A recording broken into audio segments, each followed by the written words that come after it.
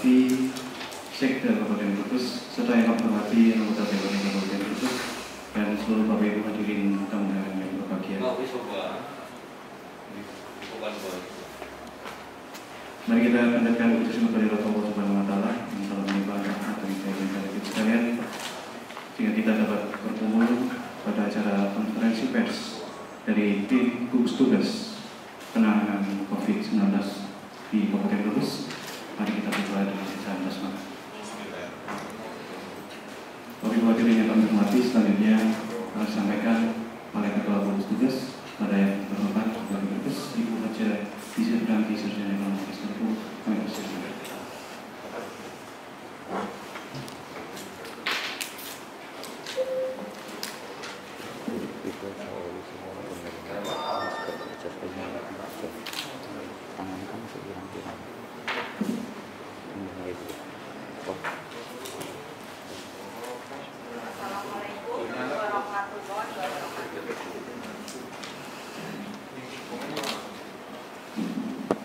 Salam sejahtera untuk kita semuanya.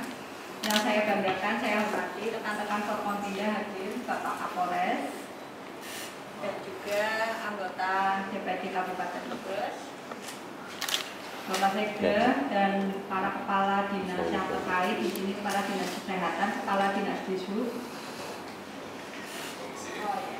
Baik, dan hadir juga anggota DPRD Provinsi Jawa Tengah, Bapak Dr. Umar Soyo. Yang lainnya di sini ada Kepala Bapelitbangda hadir, Kepala BPBD, Kepala BPKAD, Kepala Dishub, dan juga Kepala Dipermades serta Kepala Dinas Kesehatan serta rekan-rekan wartawan, media cetak dan media online. Yang pertama, pada hari ini Rabu tanggal 6 Mei 2020, saya akan sampaikan dulu pasien ODP, orang dalam pemantauan, ini mencapai 1.802. Yang kedua, pasien dalam pengawasan PDP ada 83 orang. Yang ketiga, pasien yang terkonfirmasi positif sampai dengan tanggal hari ini 6 Mei, kalau kemarin 5 Mei adalah 1 orang yang positif COVID-19. Hari ini setelah kemarin sore dari swab itu datang memberitahukan yang terkonfirmasi ada tambahan 15, sehingga per tanggal 6 Mei 2020 pasien yang terkonfirmasi positif ada 16 orang, 1 orang dirawat di RSUD Brebes, 15 orang dikarantina di Islamic Center. Yang lain adalah pemeriksaan swab. Pemeriksaan swab lab, yaitu jumlah swab yang dikirim sampai dengan tanggal 4 Mei 2020 ini 50 orang. Hasil yang sudah keluar 41 orang, diantaranya pasien transmisi lokal 20 orang hasil negatif. Yang kedua, pasien jamaah goa total 23 orang yang sudah keluar hasil swabnya 21 orang, terdiri 16 orang positif COVID-19, 5 orang negatif, 2 orang belum keluar hasilnya. Saya sampaikan langkah-langkah pemerintah daerah bersama TNI Polri dan seluruh elemen masyarakat. Yang pertama, kami pemerintah daerah akan mengadakan atau melakukan atau melaksanakan giatnya adalah dalam pencegahan penyebaran virus corona atau COVID-19, yaitu pembatasan kegiatan masyarakat. Jadi bukan PSBB, tapi pembatasan kegiatan masyarakat seperti yang sudah dilaksanakan di Kota Semarang. Per tanggal 6 Mei 2020 nanti pelaksananya sampai 28 hari. Yang kedua, tentunya kami menghimbau pada warga masyarakat Brebes. Langkah-langkah ini harus juga dipatuhi bahwa warga masyarakat Brebes untuk bisa menggunakan masker, di mana saya sampaikan dari dana desa 15 hari yang lalu pembelian masker dari dana desa untuk tiap desa di 292 desa sudah terrealisasi, di mana 1 jiwa 1 masker. Ini sudah terrealisasi 15 hari yang lalu. Selain dana desa itu bantuannya untuk sembako yang nantinya 3 bulan, yaitu bulan Mei, bulan Juli yang hanya 600.000 per orang sampai 3 bulan. Ini juga memang sudah kita instruksikan untuk dana desa itu untuk pembelian masker, di mana penduduk di tiap desa yang paling banyak itu di sana bisa terakomodir. Saya ingin sampaikan apa itu pembatasan kegiatan masyarakat. Jadi nanti pembatasan kegiatan masyarakat seperti yang ada di Kota Semarang ini nanti akan ada peraturan bupati ya dibuat dan keputusan bupati. Terus pelaksanaannya, pemberlakuan pelaksanaan pembatasan kegiatan masyarakat dalam rangka percepatan penanganan coronavirus COVID-19 di Kabupaten Brebes nanti selama 28 hari mulai terhitung tanggal 6 Mei 2020. Kedua, pembatasan aktivitas luar rumah dalam pelaksanaan pembatasan kegiatan masyarakat sebagaimana dimaksud, yaitu contoh 1, penghentian pelaksanaan kegiatan di sekolah atau di institut pendidikan atau lainnya. Yang kedua, pembatasan kegiatan bekerja di tempat kerja, pembatasan kegiatan keagamaan di rumah ibadah, pembatasan kegiatan di tempat umum, pembatasan kegiatan sosial dan budaya, dan pergerakan orang menggunakan moda transportasi. Selama pemberlakuan pelaksanaan pembatasan kegiatan masyarakat, setiap orang wajib melaksanakan perilaku hidup bersih dan sehat melalui cuci tangan dengan sabun dan air mengalir atau menggunakan cairan hand sanitizer setelah melakukan aktivitas sehari-hari. Yang kedua, menggunakan masker di luar rumah. Yang ketiga, melaksanakan pembatasan social distancing dan pembatasan physical distancing. Yang ketiga, masyarakat yang berdomisili atau bertempat tinggal atau melakukan aktivitas di wilayah Kabupaten Brebes wajib mematuhi ketentuan pelaksanaan pembatasan kegiatan masyarakat sesuai dengan ketentuan nanti peraturan perundang-undangan dan secara konsisten menerapkan protokol kesehatan pencegahan coronavirus disease COVID-19 di wilayah Kabupaten Brebes.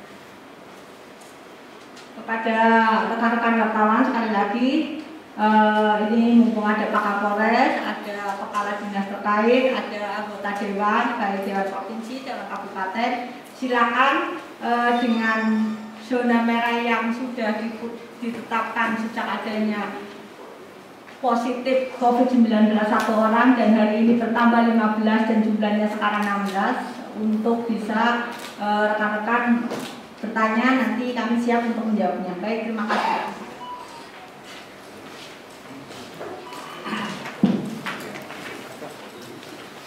Selanjutnya sesi tanya jawab yang dipimpin oleh Sekretariat Kabupaten Brebes. Yang selamat Bapak Haji Menko Penerangan MP, silakan. Assalamualaikum warahmatullahi wabarakatuh. Ibu Bupati yang kami hormati, Bapak Kapolres dan Bapak Kepala DPRD yang mewakili, serta tidak ketinggalan Bapak Ketua Partoyo dari Komisi DPRD Provinsi Jawa Tengah, serta rekan-rekan kami, Pak Satisi, Pak Asisten, staf ahli yang hadir pada kesempatan kali ini, dan rekan-rekan pers yang hadir pada kesempatan kali ini. Tadi sudah disampaikan oleh Ibu tentang kondisi COVID-19 yang di Kabupaten Brebes pada hari ini. Monggo, barangkali ada pertanyaan-pertanyaan, silakan. Satu, sebut nama dan apa yang ditanyakan, monggo. Mas Oto. Terima kasih. Susilo Pak dari TV One. Ini terkait dengan munculnya hasil tahap kedua ini, kan berapa sini warga Brebes cukup kaget itu. Pertanyaannya ini barusan saya dapat informasi bahwa tim gugus tugas ini akan menerapkan atau melakukan isolasi mandiri terhadap keluarga yang terpapar tersebut. Tapi di sana sepertinya ada penolakan, Mbak. Jadi informasinya kepala desa ini menolak kebijakan isolasi mandiri karena dianggap seolah-olah ini ada upaya pasangan gitu dari tim gugus tugas. Terus yang kedua, seperti yang tadi disampaikan oleh Ibu Bupati, terkait pembatasan kegiatan masyarakat ini akan dalam bentuk apa Bu? Apa pergub atau bagaimana Bu? Ya, itu aja. Terima kasih Pak. Baik, terima kasih. Saya menjawab yang kedua dulu terkait dengan pembatasan kegiatan masyarakat, bahwa kita nanti akan menguangkan di dalam peraturan Bupati. Kemudian bahwa sebenarnya pembatasan kegiatan masyarakat ini kan sudah kita laksanakan saat ini ya, sejak ditetapkan COVID, seluruh kecamatan sudah melaksanakan. Seperti tadi disampaikan oleh Bupati, penghentian pelaksanaan kegiatan sekolah, kemudian work from home, kemudian kegiatan keagamaan, kegiatan di tempat umum, sosial budaya dan sebagainya sudah dihentikan. Dan nanti kita terkait dengan moda transportasi akan kita sesuaikan dengan kondisi yang ada di lapangan. Ya, kita nggak mungkin menutup pantura dan sebagainya, tetapi ini nanti akan kita spot-spot ya, seperti kan dari peta tadi yang disampaikan oleh Bupati, 16 orang yang terpapar, bahwa 14 ada di Bantar Karo, sehingga nanti pembatasan khususnya di moda transportasi nanti khususnya kita batasi terutama di desa-desa yang bersangkutan, seperti itu. Ya Pak, bisa ditambahkan itu nanti ada sanksi hukum nggak Pak bagi pelanggar ketentuan itu? Kita nanti akan melakukan tahapan, ya, kita kaji. Jadi kita secara bertahap dulu kita lakukan pembinaan untuk mereka. Ya. Terkait dengan hasil swab, monggo Pak Dr. Sapono. Mohon izin sebentar Pak, untuk rekan-rekan wartawan yang lepas tangan. Kami malah inginnya sambil menunggu hasil swab kedua yang dimulai hari ini, ingin kami adalah jamaah itu tetap tinggal di Islam. Jadi saya perlu tekankan, kalau keinginan kami benar, mereka tetap tinggal di Islam. Cuma persoalannya, mereka itu sebagian besar 15 hari sudah di karantina, itu sudah stres luar biasa menunggu hasil swab yang 15 hari lalu. Mereka memohon, kalau nggak diizinkan malah berbahaya, mereka akan melarikan diri. Dan ini ada protokol di revisi keempat secara penanganan. Kalau sudah konfirmasi positif, tetapi gejalanya ringan, artinya sehat seperti kita-kita ini, maka dibolehkan isolasi mandiri. Jadi aturannya dibolehkan. Sehingga ini saya mohon izin juga nanti setelah ini saya tidak bisa melayani panjenengan semua, saya harus lari ke Bantar Karo untuk menjelaskan ini kepada kepala desa gugus tugas yang ada di sana. Itu ya. Jadi secara protokol dibolehkan. Kalau saya bicara secara medis, mereka ini 15 yang hasil sekarang ini kan menceritakan kondisi 15 hari yang lalu. Selama 15 hari mereka di Islamic Center itu sudah diterapi, sudah diberikan obat, sudah dikarantina. Sekarang kemarin baru keluar hasilnya dan ternyata positif. Sehingga kalau ini positif, tetap harus dilakukan swab ulang. Menunggu hasil swab ini yang bikin stres semua orang. Karena sekarang ini di laboratorium baik di Solo Tigo, Semarang, Semarang, antrian itu luar biasa. kita tahu sendiri kemarin 15 hari. Kalau kondisi ini kemudian dibiarkan, justru jemaah akan jatuh dalam stres dan imunitasnya akan turun. Gitu Pak. Sehingga ini saya mau ke sana mencari solusi. Bagaimana cara isolasi mandiri? Karena isolasi mandiri itu boleh dilakukan di rumah sendiri atau di rumah yang ditunjuk. Yang intinya adalah orang ini tidak boleh berhubungan dengan orang lain, termasuk anak istrinya. Jelas. Jadi ini saya sedang mencari solusi di sana. Sekali lagi, Pemda lebih senang kalau teman-teman kita ini, saudara-saudara kita yang sedang kena musibah, tetap di Islamic Center. Mereka ini adalah saudara kita, saudara seiman juga. Sehingga harus kita melakukan kerjasama dari semua. Teman-teman juga monggo kalau ada penolakan mari kita sampaikan, dan saya akan turun sendiri ke sana memberikan penjelasan. Karena sepanjang isolasi mandirinya ini beres, tidak ada masalah, tidak akan menular lewat udara. Jadi misalkan saya berdiam di sini, saya nggak kelayakan, kalau saya kehalangan pakai masker, nggak usah takut tetangga akan tertular. Mungkin ini yang perlu saya pahamkan di sana. Mohon doanya, semoga ada solusi terbaik. Karena kalau kemudian keinginan mereka tidak kita fasilitasi, jatuh stres, imunitas turun, justru akan sakit betulan. Insya Allah kalau sudah 15 hari kita terapi, mudah-mudahan kita berdoa nanti hasil selanjutnya negatif. Ini pernah dilakukan oleh wali kota Depok juga. Kak Bima Ayat itu kan awal di rumah sakit pada saat punya gejala. Kemudian setelah 15 hari di swab, dan sambil menunggu swab, beliau isolasi mandiri di rumah. Jadi kita lihat ceritanya bersama di televisi, gitu kan? Teman saudara saya, dokter ahli bedah di RSPAD Gatot Subroto itu kena tertular. Jadi, gitu teman ya, Mas Toto. Nanti saya akan kesana langsung memberikan ini agar ada titik temu jalan keluar. Karena kasihan kalau jamaah ini tidak kita pecahkan bersama. Toh di protokolnya dibolehkan, tidak ada yang dilarang. Tinggal kesadaran kita masing-masing, mungkin karena takut saja, mungkin karena belum tahu. Insya Allah kalau sudah diberitahu, insya Allah ada solusi. Gitu. Saya bergrup namanya Brebes Sehat. Jadi kita berkontribusi bagaimana sih membangun Brebes secara sehat, gitu kan. Jadi begini Mas, sekali lagi ini pengetahuan untuk kita sekalian. Rapid test itu hanya menggambarkan bahwa seseorang dalam perjalanan hidupnya pernah terinfeksi oleh virus. Virus apapun, termasuk demam berdarah, karena rapid test tidak spesifik untuk mengetahui ini corona apa.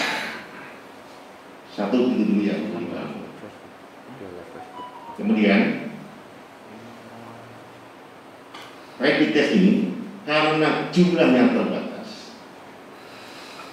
harganya juga tidak murah, maka kita harus selektif.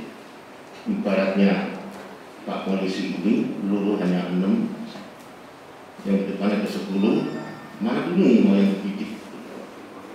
Termasuk rapid test itu begitu. Sehingga tidak semua kemudian di rapid test.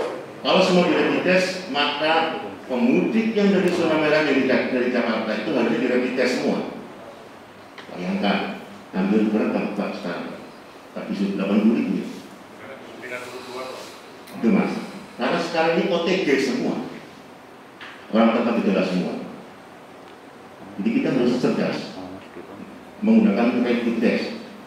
Jadi kalau mau digunakan ya jangan hanya pada jemaah Goa, tapi semua OTG harusnya logikanya juga harus di rapid test semua. Ini ya Mas ya. Jadi kalau rapid test itu karena dia tidak spesifik, maka rapid test ini awalnya adalah kita utamakan setelah pasien itu sudah di ronsen, sudah di laboratorium, sang dokter curiga ini pneumonia biasa atau pneumonia karena COVID. Disitulah fungsi rapid test itu diperlukan. Begitu hasil laboratnya mendukung, kemudian hasil ronsennya mendukung, maka lakukan rapid test. Begitu rapid test positif, maka dia masuk di ruang isolasi. Awalnya seperti itu. Dan itu penggunaan rapid test yang betul. Tetapi kalau rapid test jumlahnya banyak banget, memang silahkan semua orang pakai. Karena terbatas, kita selektif. Yang kedua, rapid test di samping untuk tadi itu, yang utama itu, yang kedua adalah rencana saya. Kami pesan 2000 betul, tetapi sampai sekarang itu datangnya trip. Ya, kalau banyak kan traktor, ini sedikit. Gitu. Jadi kita harus ada bionya biar nggak tegak. Gitu kan? Nah, karena sedikit ini maka kita harus sekarang ini begini Pak. Orang mau melahirkan, apabila dia dirujuk di rumah sakit, kesulitan luar biasa. Karena apa? Rata-rata suaminya perantauan. Dokter obstin yang dia harus membedah, karena kalau sudah dirujuk ke rumah sakit biasanya dengan pisau. Dokter-dokter obstin ini kan pasti punya kekhawatiran. Iya Pak, pertanyaan saya gini Pak, ini kan kebetulan lebih fokus pada jamaah Pak ya, bukan kita kaitan dengan mengusir jamaah mereka. Tapi yang terjadi di sejumlah daerah kan rata-rata yang terpapar adalah mereka yang bagaimana terteping Pemda itu melakukan penanganan Pak. Maksud saya. Oke. Yang utama cuci tangan, jaga jarak. Insya Allah kita nggak usah punya kekhawatiran. Dia Mas ya. Pengen saya ya di swab, cuma persoalannya jangan tersendiri. Kita 15 hari menunggu kemarin itu, dan di sana jebol semua. Instruksi dari Kepala Dinas Kesehatan Provinsi adalah sekarang ini yang diutamakan yang diperiksa adalah swab untuk yang pasien dengan keluhan gejala yang dirawat di rumah sakit. Itu dulu yang diutamakan.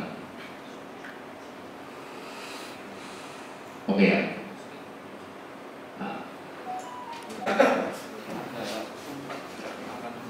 Bertanya terkait sebuah masalah penanganannya Pak, masih terkait dampak ekonomi Pak. Nah ini Pemkab Brebes sendiri sampai saat ini sejauh mana realisasi bantuan sosial untuk masyarakat Pak? Karena ini sudah masuk bulan Mei, artinya sudah bulan kedua yang harus mulai direalisasikan seperti bantuan mungkin bantuan sembako seperti instruksi dari Pak Presiden. Di Brebes sendiri seperti apa? Apakah sudah mulai merealisasikan di luar CSR ya Pak ini Pak? Ya.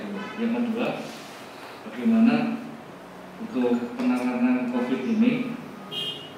Kan ini kan dari 16 yang pasti kan warga selatan semua ya Pak.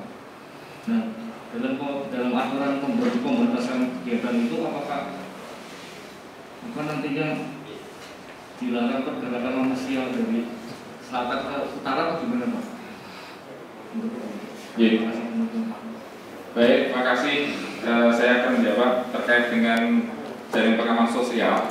Ya, saat ini kita masih menunggu verifikasi data yang betul. Artinya kita ingin data yang ada sebelum kita distribusikan adalah by name, by address, by nick, dan by KK. Ya, PKH sudah ada. Kemudian paket sembako kita masih menunggu by name, by address-nya yang perluasan. Kemudian BLT-nya dari Kementerian Sosial sekitar 58.000 KPM. Kita saat ini juga masih menunggu 1-2 hari ini. Kalau ini semuanya sudah clear terkait dengan datanya di kabupaten, kita sudah siap. Terkait dengan datanya provinsi yang akan mendapatkan, kita sudah siap. Jadi kita akan sandingkan dulu Begitu datanya clear, kita rapatkan keseluruhan, kira-kira tidak ada masalah, mudah-mudahan bisa dilaksanakan minggu ini sehingga minggu depan mungkin bisa didistribusikan. Seperti itu. Totalnya Pak? Totalnya secara detail ya, kalau kita menghitung total, ya ini gambarannya itu sekitar hampir 500.000 KK.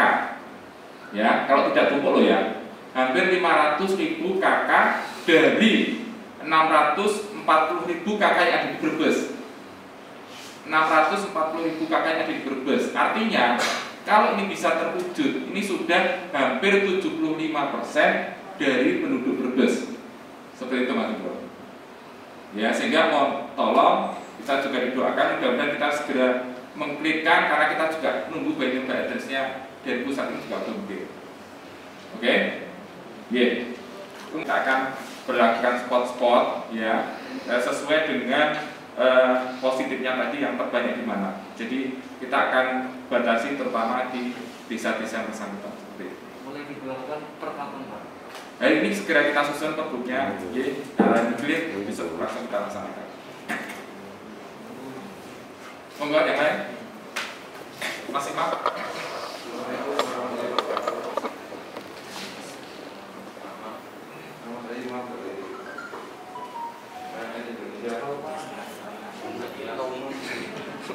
Ini kembali ke masalah dua, di mana perkembangan kebutuhan pasien yang membahayakan ini kan perlu di stop Pak.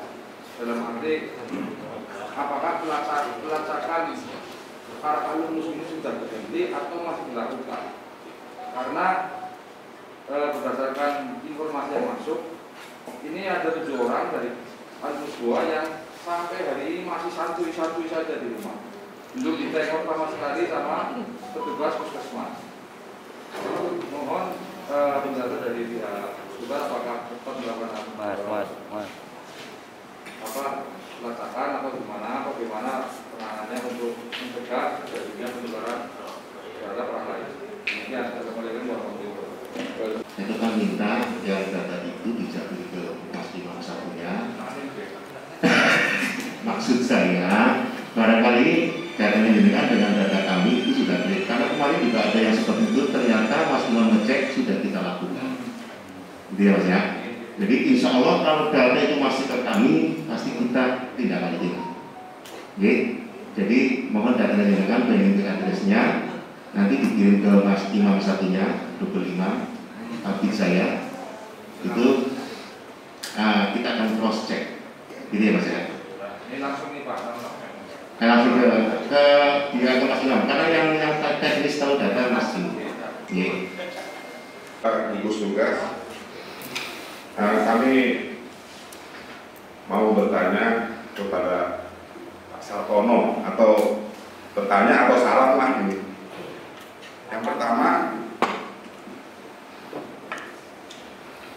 terkait karantina di Islamic Center yang bertambah jumlahnya positif itu, untuk Pak Subeki pelayan para karantina, mohon segera untuk diperiksa Pak. Ngumpet di belakang, tapi saya tetap melihat.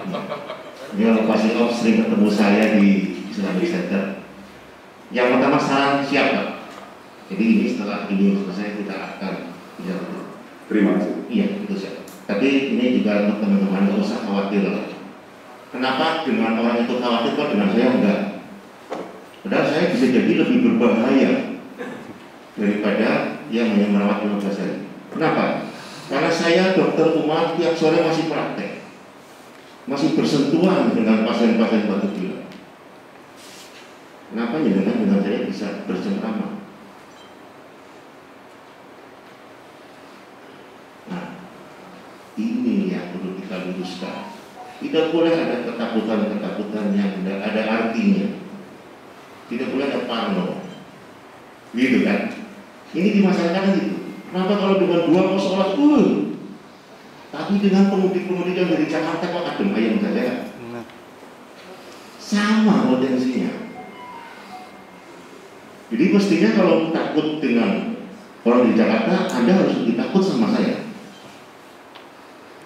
Nah, di sini mari kita sama-sama agar masyarakat kita pakai masker semua. Terima kasih untuk semuanya. Ya, para kabid dari Pak Sartononya langsung juga turun. Ada pengecekan kesehatan Pak setiap hari dari Puskesmas Brebes. Itu ada petugas ya, tiap hari dari Puskesmas Brebes. 2 kali. Nah itu yang kesehatan. Baik Pak. Ini.